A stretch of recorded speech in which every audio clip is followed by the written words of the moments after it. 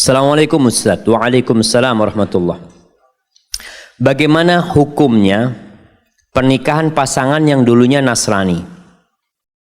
Setelah memiliki beberapa anak, mereka masuk Islam. Apakah mereka harus menikah ulang dengan cara Islam? Dan bagaimana dengan anak-anaknya? Apakah mereka termasuk hasil hubungan yang sah? Baik. Para sahabat Nabi yang mereka suami istri di masa jahiliyah, kemudian masuk Islam, apakah mereka disuruh nikah lagi sama Nabi Muhammad SAW? Tidak perlu nikah lagi. Kalau dia masuk Islam, alhamdulillah, dan anak-anaknya yang sah. Jadi sama itu pernikahan, bukan perzinaan. Kalau mereka nggak menikah, beda lagi, karena ada kumpul kebo. Mereka nggak nikah. Jadi pada waktu sebelum masuk Islam memang dia nggak menikah, dia kumpul kebo sampai punya anak. Ketika masuk Islam maka harus menikah, karena memang dahulunya mereka berzina bukan menikah. Tapi kalau yang menikah di agama sebelumnya kemudian dia masuk Islam, maka pernikahannya sah. Dan Rasulullah SAW tidak pernah menyuruh sahabat Abu Bakar suruh kawin lagi, nggak ada.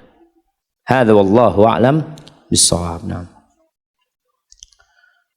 Ustaz, ana mau minta saran. Ana dan istri ana bekerja. Alhamdulillah diberi rezeki dan amanah seorang putri yang sekarang berusia 3 bulan. Ana dan istri memiliki pemikiran istri untuk resign bekerja karena kami hendak mendidik anak dengan tuntunan agama. Tapi kebutuhan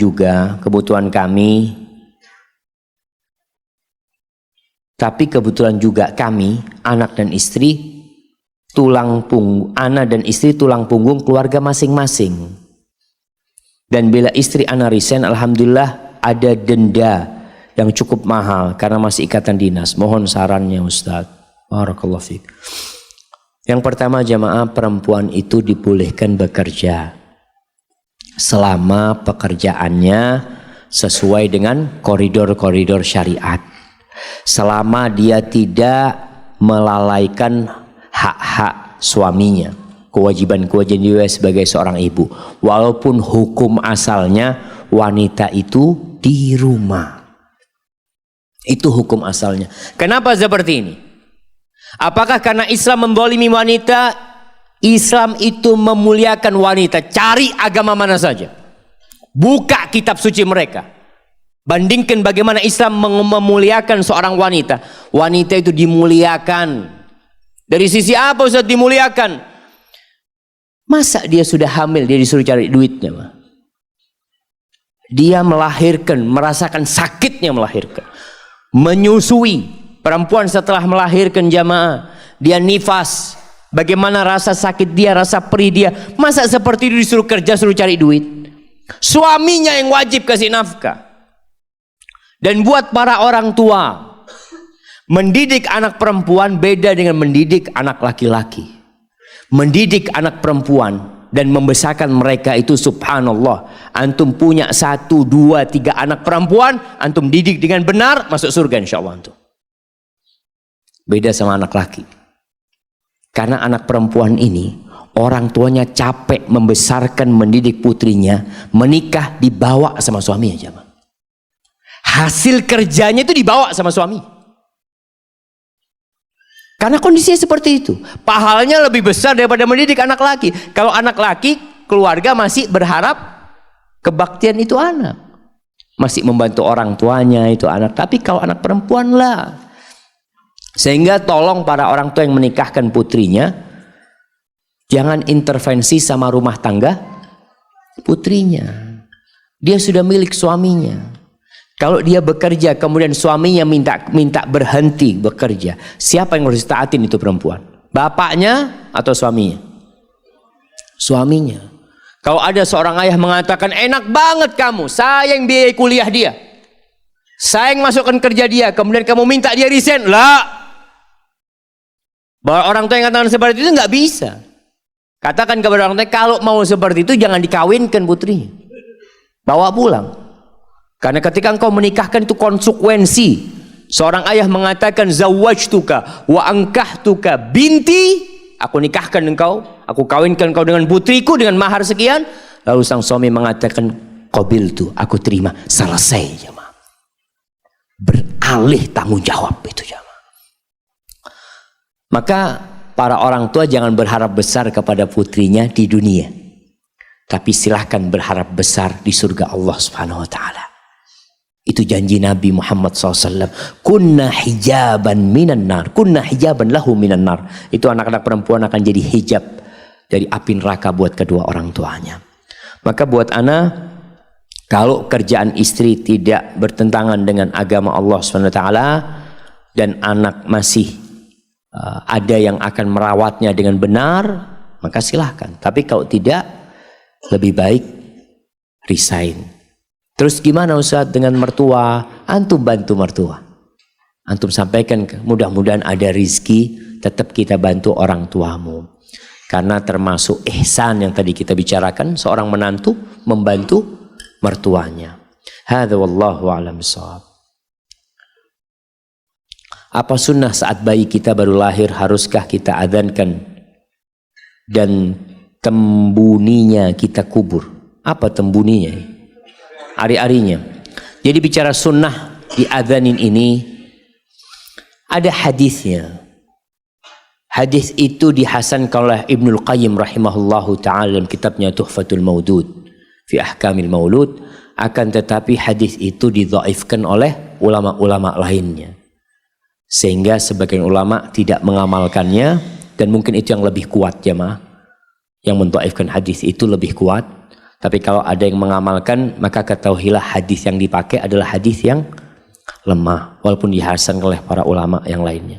Adapun berkaitan dengan ari-arinya, ya dikuburlah lebih baik supaya tidak menimbulkan bau. Jadi dikubur bukan karena ada keyakinan macam-macam, enggak. Karena memang dengan dikubur paling tidak ya menghilangkan rasa bau. Bukan dikubur kemudian ada ritual tersendiri ya. Waktu anak-anak yang terakhir mau lahir itu ditanya sama bidannya, ini ari-arinya mau dikemanakan, kata dia. Mereka sudah siap wadah khusus jemaah, wadah dari tanah gitu ya, dikasih bumbu macam-macam ini itu. Iya, anak pikir enggak, sudah buang aja. Bener dibuang Pak Ustadz. Ya mau diapain? Dibuang, kata dia. Artinya memang dibuang. Bagaimana cara membuangnya? Ya mungkin dikubur cara yang paling baik gitu loh. Jangan dibuang ke sampah, jangan. Jadi dikuburlah hari-hari itu. Hadza wallahu a'lam bishawab. Saya ingin istri saya tidak bekerja, tetapi istri saya tetap ingin bekerja. Bagaimana cara? Karena menurutnya bekerja sebagai guru, karena menurutnya guru menjadi amal jariah untuk dia. Bagaimana menurut Ustadz? Iya, tetap ngomong sama istri, engkau digaji berapa? Mama, ana jadi guru gaji 2 juta, ana gaji 2,5 juta. Kerja apa? Tetap guru. Di mana? Di rumah. Tapi memang guru ini amalan yang mulia jemaah. Artinya kalau memang tadi guru pun ya kadang kala waktunya habis buat anak didiknya, lupa dengan anak sendiri. Tapi kalau istri antum dibutuhkan sama sekolah tersebut, mungkin antum bersabar. Dan kadang-kala di sekolah-sekolah agama ya, guru-guru perempuan itu diperlukan. Kita di kampus di Jember itu kekurangan dosen wanita. Sulit kita memiliki dosen wanita. Sedangkan kampus kita kampus putri. Dosen wanita itu subhanallah, nanti ada libur cuti hamil, ada cuti lahiran, ada cuti menikah. Kadang-kala mereka belum menikah. Setelah menikah dibawa sama suaminya. Akhirnya kita bikin dosen lagi. Maka kalau memang profesi dia dibutuhkan oleh umat, maka antum persilahkan dia menikah. Terus Ustadz, anak ini kadang-kala punya kebutuhan yang tidak terlayani. Antum nikah lagi, nggak apa-apa. Halal jamaah. Kenapa? Jadi seorang wanita pun tahu diri, nggak apa-apa. Engkau mau nikah lagi, fadhol. Anak dapat ingin jadi guru umpamanya. Halal kalau mampu berbuat adil. Kalau enggak, antum sabar. Hadza wallahu a'lam. Masya Allah. Ini angin dari mana jamaah? Antum kasih satu-satu sama ana. Bismillah. Masya Allah, buat kipasan. Apakah termasuk istri durhaka apabila setiap hari istri minta dipijitin? Astagfirullah. Ini jamaah, padahal suaminya bukan tukang pijit dan bukan pengangguran. Kalau suami nggak mau mijit, sang istri ngancem, nggak mau ngasih. Kalau lagi mau, sang istri kerja dari pagi sore di luar rumah, padahal sudah disuruh berhenti kerja, tapi dia nggak mau. Dia menjawab, mau makan apa kita? Anak-anak mau jadi apa?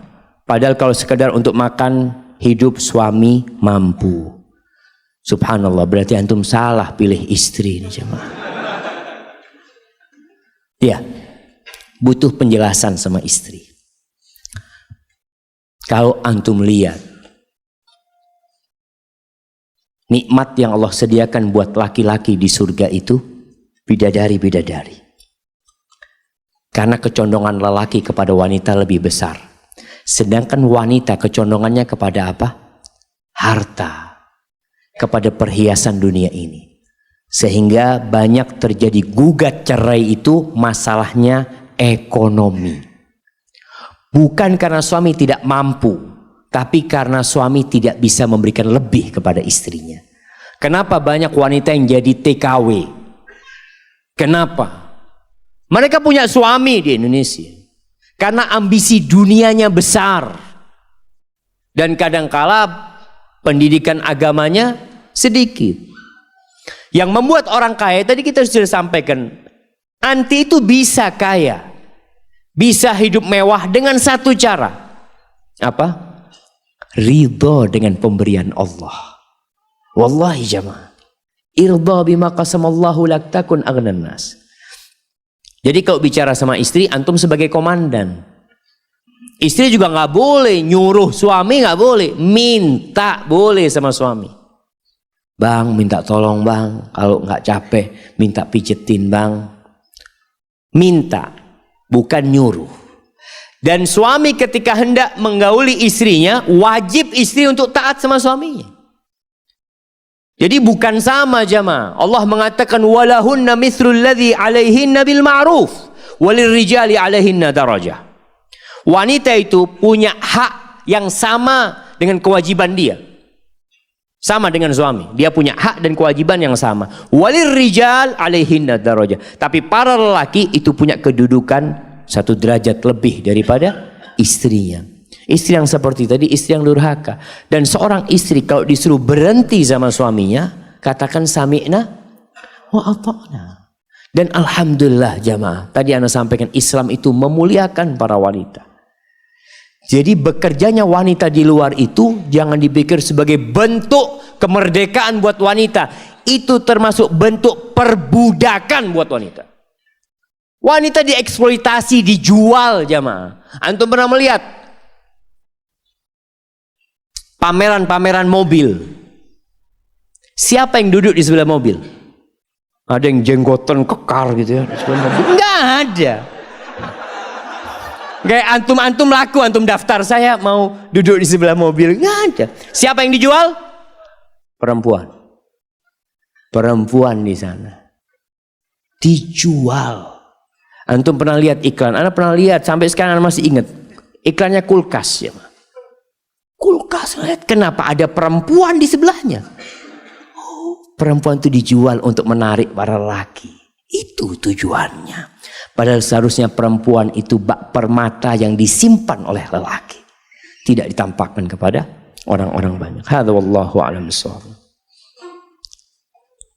Bagaimana cara menghadapi suami yang tidak menafkahi lahir? Menafkahi lahir ini tidak kasih fulus gitu maksudnya. Nah,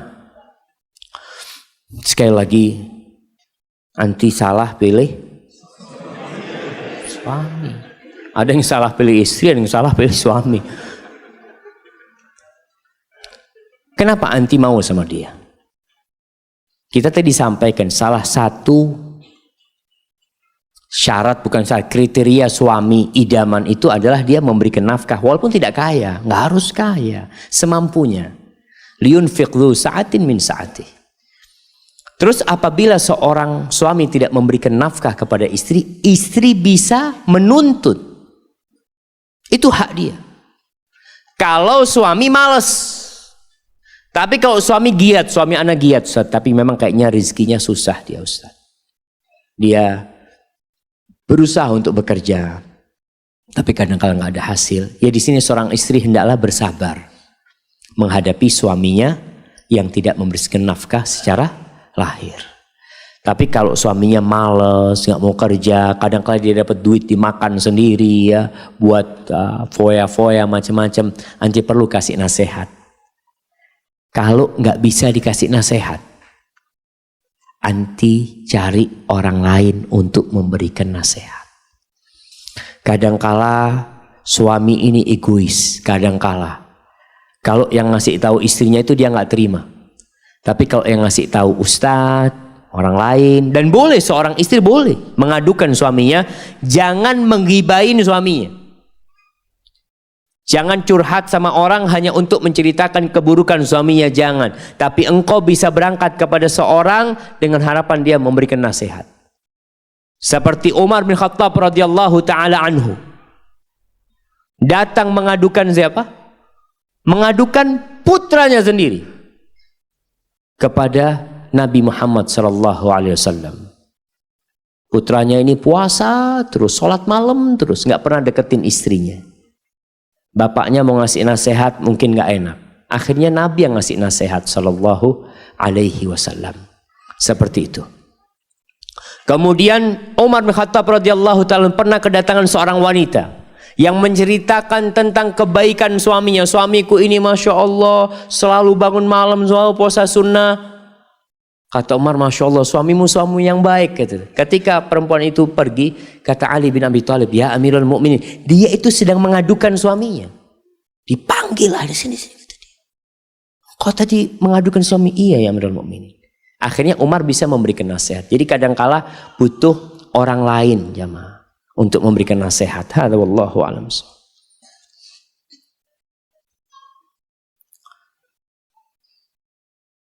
Apa yang harus dilakukan apabila suami ternyata selama ini masih mencintai mantan atau wanita lain? Allahu Akbar jamaah. Iya, sekarang ini banyak media yang membuat rumah tangga itu rusak. Grup-grup WA, kadangkala grup WA alumnus SMA. Di situ ada cinta-cinta lama bersemi kembali kadang-kala. Sama-sama sudah punya anak, betul jemaah. Akhirnya bercerai gara-gara semua saling mengadukan pasangan hidupnya. Bagaimana sekarang tugas anti? Membuat suami jadi tidak cinta lagi sama mantannya, melupakan mantannya. Maka anti berusaha untuk memberikan pelayanan yang lebih baik kepada suami. Itu yang bisa kita usahakan sambil didoakan suaminya. Soalnya kalau bicara masalah hati jemaah, subhanallah, Rasulullah SAW pernah menikah dengan seorang wanita yang wanita itu benci sama Nabi Muhammad SAW. Siapa nama wanita itu? Masya Allah. Yang mana ngomong Sofia? Banyak yang ngomong Sofia jemaah. Sofia binti Huyai bin Akhtab. Sofia nggak suka sama Nabi SAW. Dia dinikahin seakan-akan pernikahan itu terpaksa. Lalu apa yang terjadi? Nabi SAW berusaha untuk mengambil hatinya Sofia. Hatinya Sofia ini ada bersama ayahnya yang terbunuh, pamannya, bersama suaminya, mantan suaminya yang terbunuh semuanya. Nabi SAW selalu minta maaf sama Sofia. Fama zala ya'tadhiru ilayya. Terus minta maaf, ya Sofia, itu kaummu yang berkhianat, itu bapakmu yang melakukan. Terus diingatkan bahwa yang salah itu keluargamu. Diingatkan Sofia.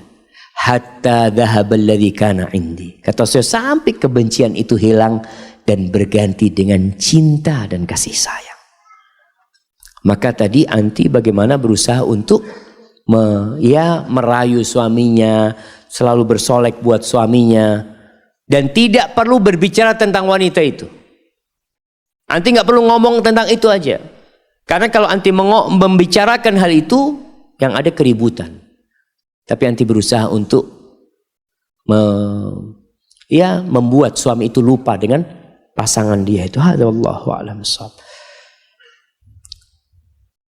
Ustaz, misalnya kalau perempuan ditinggal suami meninggal dan memutuskan untuk tidak menikah karena takut tidak bertemu kembali dengan suami yang sudah meninggal, apa diperbolehkan?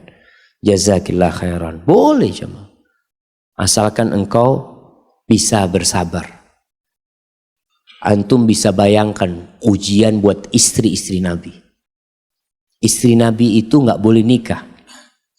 Padahal mereka ketika ditinggal mati itu Masya Allah, sebagian umurnya 17 tahun, sebagian umurnya 25 tahun. Itu menunggu puluhan tahun bersabar.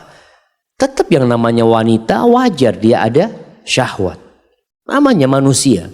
Tapi itu ujian buat mereka. Kalau anti siap menghadapi ujian itu dan ingin berjumpa dengan suami anti di surga, silahkan, tafadhol, nggak ada larangan untuk hal itu.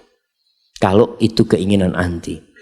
Memang ada dua pendapat para ulama. Ketika seorang wanita ditinggal mati sama suaminya lalu menikah lagi, dia itu bersama yang mana? Pendapat yang pertama mengatakan dia berhak memilih kalau dua-duanya masuk surga. Tapi pendapat yang lebih kuat adalah dia bersama suaminya yang terakhir. Oleh karena itu, istri-istri Nabi itu nggak boleh menikah kembali karena mereka adalah istri Nabi di dunia dan istri Nabi di surga Allah Subhanahu wa taala. Barakallahu fikum. Ada seorang akhwat yang di masa lalunya berpacaran dan sudah melakukan zina, na'udzubillah. Kemudian akhwat itu sudah bertaubat. Apakah akhwat itu berhak mendapatkan ikhwan yang baik yang sesuai dengan syariat agama Islam? Jamaah, man taba taballah alaih. Barang siapa yang bertobat, maka Allah akan menerima tobat dia insyaallah. Wa taubatu tajubbu ma qablah. Taubat itu akan menghapuskan masa lalu. Yang lalu. Bahkan orang yang tobat itu bukan dosanya 0. Bukan pahalanya 0, afwan. Masa lalu dia yang penuh dengan dosa, apa kata Allah? Faulaika yubaddilullahu sayyiatihim hasanat. Dosa-dosa mereka yang banyak itu dirubah jadi kebaikan. Jadi kalau perempuan ini benar-benar bertobat dengan taubatan nasuha, berhak dia mendapatkan wanita laki-laki yang baik. Insya Allah Allah berikan kepada dia. Kalau taubatnya diterima. Kalau dia benar-benar bertobat. Bisa jadi dia mendapatkan suami yang juga sama dulu pelaku dosa. Jadi kalau ada suami yang mungkin dulu melakukan dosa, berzina, na'udzubillah, kemudian dia menikah dengan seorang wanita dan pada malam pertama diketahui wanita ini sudah tidak gadis, antum nggak usah bicarakan. Antum pernah berbuat dosa dulu dan mungkin istrimu juga telah bertobat. Kalau memang sudah jadi orang baik dua-duanya, artinya dia bukan wanita yang buruk. Antum tahu wanita itu sudah bertobat dan antum tahu dulu dia itu memang mungkin di masa lalunya tidak baik seperti itu. Hadza wallahu a'lam bissawab. Assalamualaikum Ustaz. Ana janda 4 anak. Sering ditanya kapan nikah lagi. Kata ana, lelaki zaman sekarang itu lebih sering ditanya kenapa tidak nikah lagi. Kata ana, lelaki zaman sekarang itu lebih takut dengan janda miskin, anak banyak, ketimbang dikejar anjing galak. Pertanyaannya Ustaz, bagaimana ana harus bersikap? Karena ana harus mencari nafkah untuk anak-anak ana. Ana ngajar di SMK yang notabene banyak laki-laki dan terkadang banyak kegiatan bid'ah. Subhanallah jemaah. Memang sekarang ini ada tatanan di masyarakat yang berubah. yang harapan ana kita bisa merubahnya menjadi lebih baik. Di masa Rasulullah sallallahu alaihi wasallam itu sahabat yang istrinya satu bisa dihitung. Bisa dihitung. Istrinya 2, 3, 4. Antum kalau lihat, antum lihat aja sahabat 10 sahabat yang dijamin masuk surga. Untuk melihat 4 khulafaur rasyidin, nggak ada yang istrinya satu. Makanya mereka ketika Abu Bakar meninggal dunia, istrinya Abu Bakar dinikahin oleh siapa? Oleh Ali bin Abi Thalib radhiyallahu taala anhu. Dinikahin gitu. Jadi janda itu punya anak langsung ada yang ngambil gitu. Sekarang kan kesian. Sebagian wanita berpikiran kalau suaminya mau kawin lagi, suaminya ini rakus. Karena mau nikah lagi, antum itu nafsunya terlalu macem-macem lah, dituduh macem-macem. Padahal sebenarnya yang rakus itu perempuan apa laki? Perempuan satu itu ngambil haknya 4 orang. Dia kuasain sendiri. Itu lakimu itu boleh buat 4 orang. Kau kuasai sendiri, yang nafsu siapa sebenarnya? Betul. Jadi sebenarnya yang terjadi di masyarakat ini jamaah ya, harapan ana. Terus terang, ana kalau ngelihat janda-janda ya, kesian mereka jamaah. Apalagi janda anak 4. Sebenarnya ya bapak-bapak di sini sebenarnya mau ya. Kau lihat wajahnya itu, masya Allah. Cuma memang takut tidak bisa berbuat adil maksudnya, masya Allah jemaah. Bukan takut sama istri itu aja. Maka anti bersabar. Saya kalau memang kondisinya anti harus cari nafkah, berdoalah. Jangan pernah berhenti berdoa minta suami. Sekarang ini kalau ada istri wanita jadi istri kedua, apa istilahnya? Pelakor. Iya, memang diciptakan buruk. Yang pezina diganti namanya PSK, pekerja seks komersil. Nah, maka kita harus memerangi istilah-istilah ini. Kita harus kembalikan istilah-istilah itu kepada istilah yang syar'i. Nggak ada lagi istilah bunga nanti. Kita berusaha nggak ada bunga. Istilahnya apa? Riba. Tulis ribanya sekian. Seharusnya kita sampaikan, bang tolong tulislah ribanya sekian, sehingga orang jadi tahu. PSK kembalikan kepada masa lalu supaya mereka bertobat. Dulu PSK itu apa istilahnya? WTS, wanita tuna susila, wanita nggak beradab. Sehingga ada harapan dia bertobat. Dalam diri dia menyandang gelar WTS. Sekarang enggak. Gelarnya PSK, pekerja. Apa? Oh, profesi saya profesi. Terus siapa? Maka itu jamaah. Maka harapan anak, ya semoga kita bisa memperbaiki tatanan masyarakat kita dan anti berdoa, minta sama Allah diberikan jalan keluar. Allah berjanji, "Wa man yattaqillah yaj'al lahu makhrajan wa yarzuqhu min haitsu la yahtasib."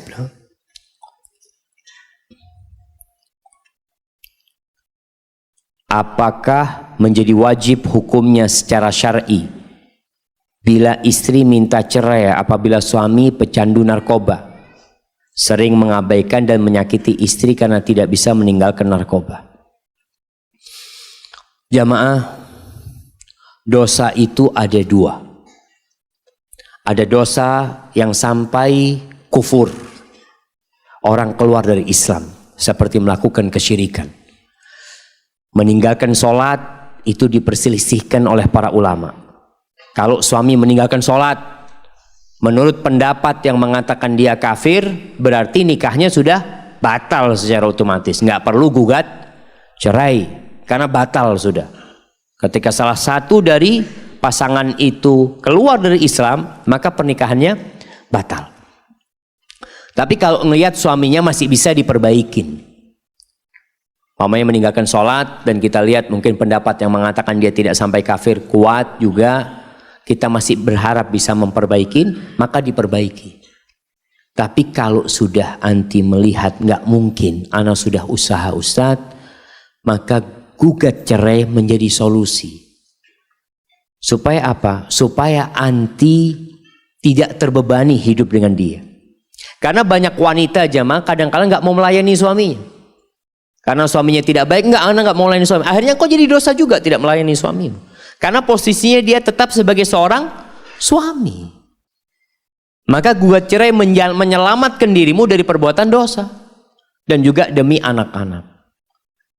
Maka kalau dikatakan wajib tergantung kondisinya.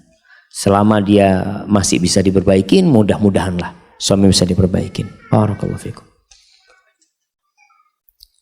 Saya suka dengan seorang akhwat. Tapi bapaknya itu taklid dengan salah satu ormas Islam. Jadi kalau lihat orang yang bermanhaj salaf kurang srek, mohon pencerahannya Ustaz. Ya antum lamar aja. Kalau memang akhwatnya itu akhwat yang baik. Kadangkala kita perlu menyelamatkan akhwat-akhwat dari lingkungannya, jamaah. Dia sudah baik, tapi karena lingkungannya belum baik, akhirnya dia belum bisa meninggalkan. Artinya dia perlu hijrah dari tempat sana. Tinggal sekarang bagaimana kita menunjukkan kepada orang, kita ini jamaah yang belajar sunnah, tolong tunjukkan kepada umat manusia, bukan hanya dari penampilan belaka. Sunnah itu bukan hanya jenggot dan cingkrang. Sebagian orang itu akhirnya berpandangan buruk karena yang sudah kenal manhaj salaf, yang sudah kenal sunnah ini, akhlak dan etikanya belum sesuai dengan sunnah. Ngomongnya nggak senyum sama tetangga, sok paling benar. Melihat orang nggak salam, ahlul bid'ah. Nggak boleh salam sama ahlul bid'ah. Kadang-kala, ada perkara-perkara yang memang kita lihat manhaj salaf disebutkan kapan kita nggak salam sama ahlul bid'ah. Tapi kapan kita merangkul ahlul bid'ah demi untuk berbagi hidayah kepada mereka. Hajar itu dilakukan, tapi kadang-kala tidak ada hajar. Maka tunjukkan akhlak yang mulia kepada masyarakat. Kalau antum tidak ikut ritual-ritual mereka yang berbau bid'ah, umpamanya, paling tidak antum menjaga hubungan sosial dengan mereka. Sehingga orang-orang itu kalau melihat antum yang sudah kenal sunnah, mereka mengatakan subhanallah, tuh orang-orang yang berakhlak mulia. Antum lihat tetangganya lagi betulin rumah, ya, antum bantu dia, antum punya rizki, antum beli sesuatu bagi ke tetangga-tetangga. Akhirnya mereka pemikirannya masya Allah, ternyata orang kalau sudah belajar sunnah ini jadi baik akhlaknya. Harapannya orang-orang dapat hidayah lewat sikap antum. Sebagian ulama mengatakan kunu du'atan wa antum saumitun. Mereka katakan, jadilah kalian pendakwah-pendakwah, penyeru-penyeru kepada kebenaran, tapi kalian diam, gak berbicara. Karena dakwah itu identik dengan menyampaikan. Maka dikatakan kalian sampaikan, tapi kalian diam. Gimana menyampaikan dengan diam? Bil akhlak, dengan perilaku yang baik. Barakallahu fikum.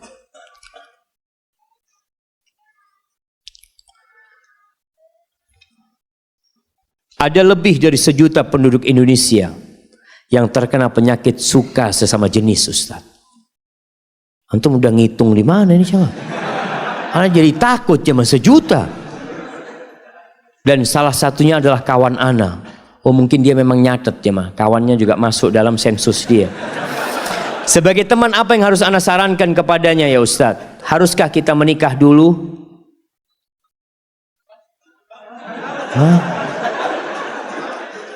Tunggu Anda baca lagi. Ada lebih dari 1 juta penduduk Indonesia yang terkena penyakit suka sesama jenis, Ustaz. Dan salah satunya adalah kawan ana. Sebagai teman, apa yang harus ana sarankan kepadanya, Ustaz? Haruskah dia menikah dulu untuk menjaganya meski dia tak tertarik pada lawan jenis, atau dia harus memujang dulu sampai sembuh? Subhanallah jemaah. Ya harus diobatin. Kalau bicara nikah tapi dia nggak diobatin, nggak lama pernikahan. Karena ada orang yang menikah tetap penyakitnya itu, bukan berarti dengan menikah dia sembuh penyakitnya. Maka harus diobatin. Nasihat ana diobatin. Bagaimana cara ngobatinnya? Ada pengobatan yang secara agama dengan menumbuhkan keimanan, dengan mendakwain dia, dengan menceritakan tentang penyakit-penyakit dan azab Allah Azza wa Jal atas perbuatan yang kalau itu dia lakukan. Kemudian sampaikan tujuan kehidupan ini adalah untuk memiliki anak keturunan. Kalau umpamanya si Bambang menikah dengan Didik, tutup Indonesia jemaah, tutup. Maka itu sudah bertentangan dengan fitrah manusia. Jadi kalau ada yang mengatakan ini hak asasi manusia, mereka teriak mengatakan itu hak asasi manusia. Bagaimana engkau menyebabkan manusia habis dari muka bumi ini? Kalau dilegalkan yang kau inginkan, tutup Indonesia. Kenapa? Nggak ada yang punya keturunan jamaah. Semua menikah dengan sesama jenis. Na'udzubillah min dzalik. Ini hak asasi manusia untuk hidup dan melanjutkan kehidupan di bumi Indonesia ini. Jadi engkau kalau berpikir LGBT kalau ingin dilegalkan, berarti engkau ingin menutup NKRI. Habis penduduk Indonesia. Na'udzubillah min dzalik. Kemudian perlu diobatin secara psikis. Kadangkala perlu berangkat ke dokter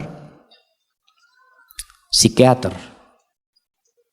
Bukan berarti antum gila, tapi separuh gila. Nah, enggak gila, separuh gila. Orang yang suka sesama jenis, na'udzubillah jamaah. Ya Allah, alhamdulillah selamat. Ada orang itu jamaah, subhanallah, ngelihat perempuan enggak ada nafsu, ngelihat tembok nafsu. Na'udzubillah min dzalik.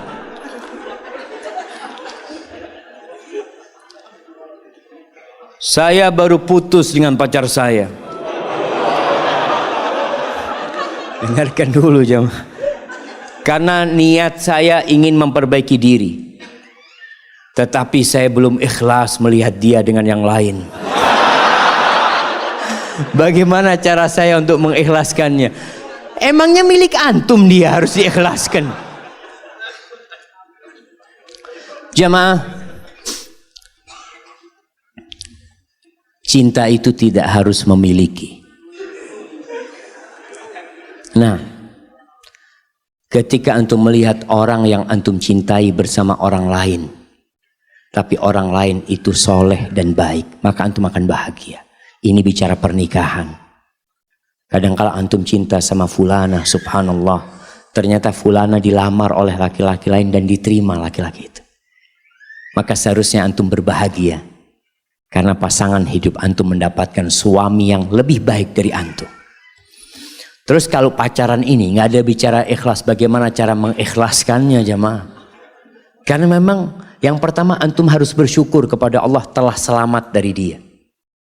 Sekarang antum perlu memperbaiki diri antum, memohon ampun atas dosa-dosa yang pernah antum lakukan mungkin bersama dia. Terus kalau antum memang masih sayang sama tuh perempuan, kasih nasihat itu perempuan, kasih nasihat. Nasihatnya untuk menjadi wanita yang lebih baik, bukan pacaran. Dan sekarang jamaah, kalau kita bicara pacaran, kenapa pernikahan yang dengan pacaran itu banyak masalah?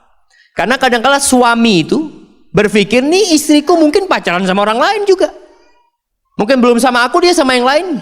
Si istri pun seperti itu. Sebagaimana laki ini pacaran sama aku, mungkin dia juga pacaran sama yang lainnya. Dosa itu melahirkan dosa. Maka tugas antum adalah bertobat, mohon ampun kepada Allah SWT, dan tutup mata antum. Jangan cari tahu tentang fulana, kecuali kalau antum ingin kasih nasihat. Terkadang antum masih ikut di Instagram dia, terkadang jadi follower dia, ikut dia foto sama siapa ini itu. Akhirnya antum tetap melakukan dosa dengan perbuatan itu. Maka antum kasih nasihat dia, sampaikan. Setelah itu doakan semoga dia dapat hidayah. Barakallahu fikum. Ustadz, bolehkah anak akhwat membatalkan khidbah karena alasan sang calon suami ternyata masih suka berhubungan dengan akhwat lain? Alhamdulillah. Antum gugat cerai aja boleh, apalagi masih khidbah. Iya, artinya kalau sang suami ini na'udzubillah ya selingkuh umpamanya. Nah, bukan nikah lagi jamaah. Karena bicara selingkuh ini kadang-kala orang mengatakan menikah lagi dengan bahasa selingkuh. Nikah lagi itu halal, bukan selingkuh. Tapi kalau mamanya si ikhwan ini suka berhubungan dengan akhwat lain, berarti kan memang secara agama dia nggak baik.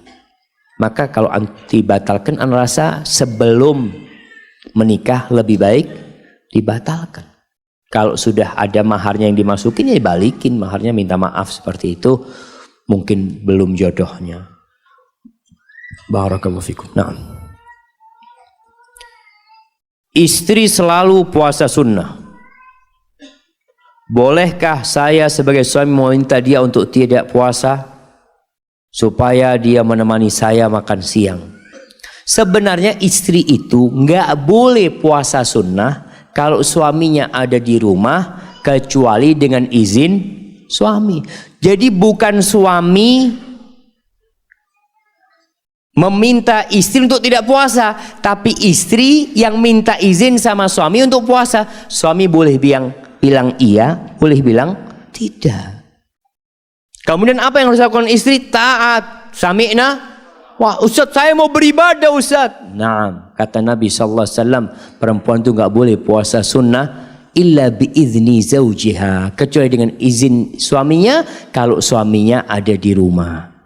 Kalau suaminya merantau, nggak perlu izin sama suami. Barakallahu fikum. Semoga Allah selalu melindungi Ustaz dan kita semua. Amin. Membiarkan istri bekerja di sebuah dinas pemerintahan yang di dalamnya ada laki-laki dan perempuannya, termasuk perbuatan dayuth, karena terkadang ada campur baur di dalamnya. Terima kasih, jazakumullah khairan. Tergantung kondisinya, jamaah.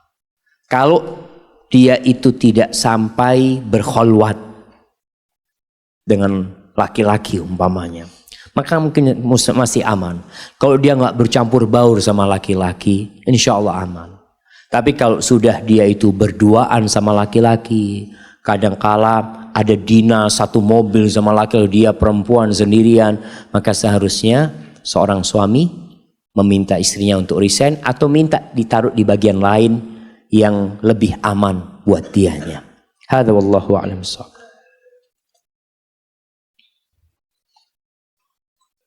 Nabi Nuh dan Lut alaihi wassalam tetap bersama istri mereka yang kufur sampai kematian. Nabi Ismail mentalak istrinya atas saran ayahnya.